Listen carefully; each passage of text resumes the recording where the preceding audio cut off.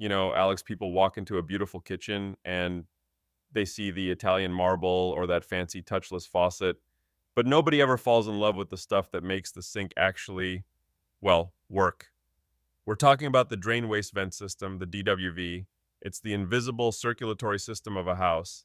And let me tell you, when it decides to act up, it's a very loud, very smelly reminder of why we shouldn't take it for granted. It's the plumbing equivalent of a bass player, right? If they do their job well, you don't even notice them. But if they're offbeat, the whole song is a disaster. Though, honestly, drain waste vent sounds like a title for a very boring civil engineering textbook.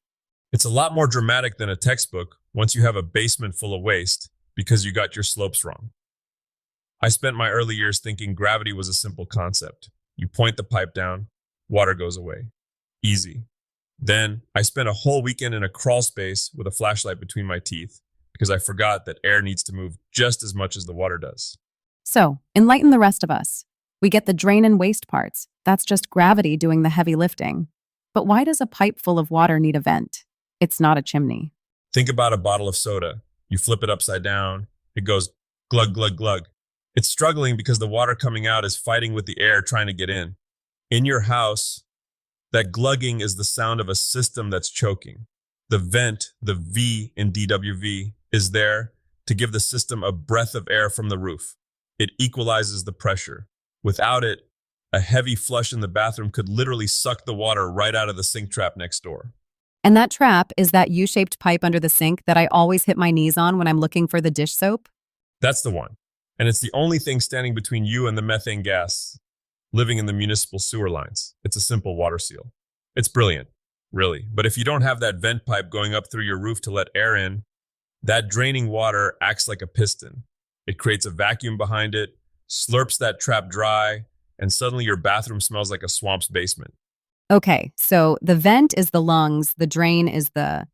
Let's not finish that metaphor.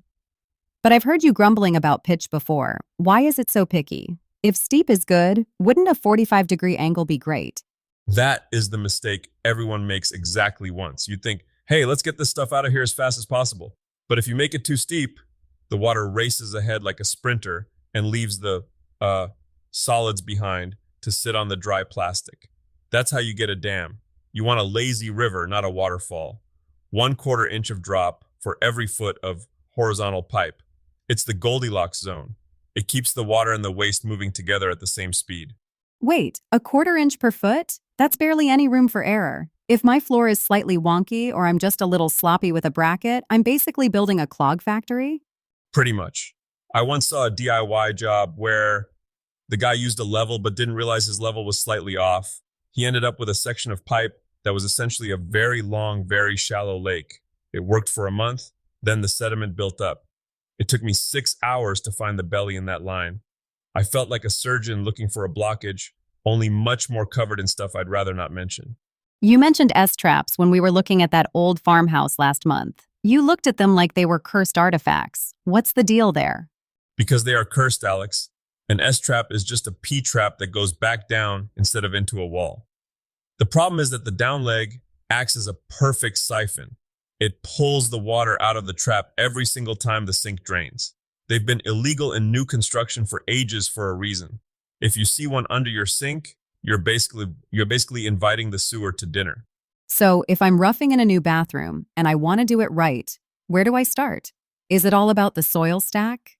Usually, yeah, that's your backbone, the big 3 or 4 inch vertical pipe.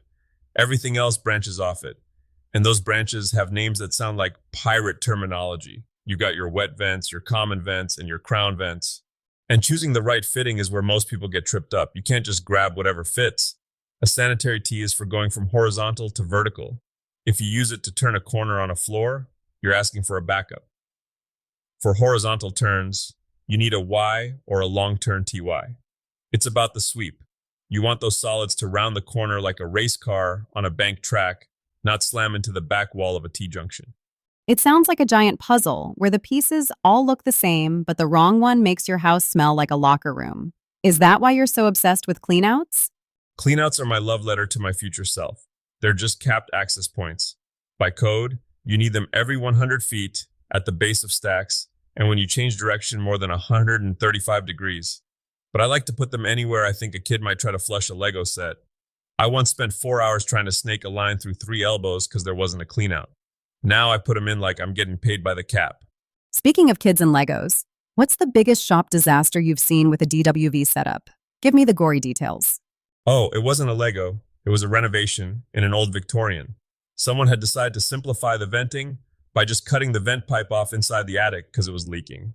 They figured as long as the attic was drafty, it didn't need to go through the roof. Oh no. Oh yes. Over 20 years, the moisture and gases from that pipe had actually rotted the underside of the roof deck so badly that the plywood looked like wet cardboard. But the kicker? The gurgling had become so loud in the guest bath that the owners thought the house was haunted. I had to tell them, your ghost isn't restless, it's just looking for a 2-inch vent stack. The haunting of Sector 4. So, for the folks listening who are staring at a pile of white pipe and purple primer, what's the golden rule? Take a breath and remember, gravity is the boss, but air is the assistant manager. If you respect the slope and give the system a way to breathe through the roof, you're 90% of the way there. And please, for the love of your flooring, dry fit everything first. There's nothing quite as humbling as realizing you've glued a fitting on backward when the primer is already set and you're 3 stories up. Dry fit, don't create a waterfall, and don't invite the sewer to dinner. Sounds like a plan. Exactly. It's not just plumbing, it's making sure your home stays a home and not a science experiment. Now let's go see if I can find that wrench I dropped in the sawdust.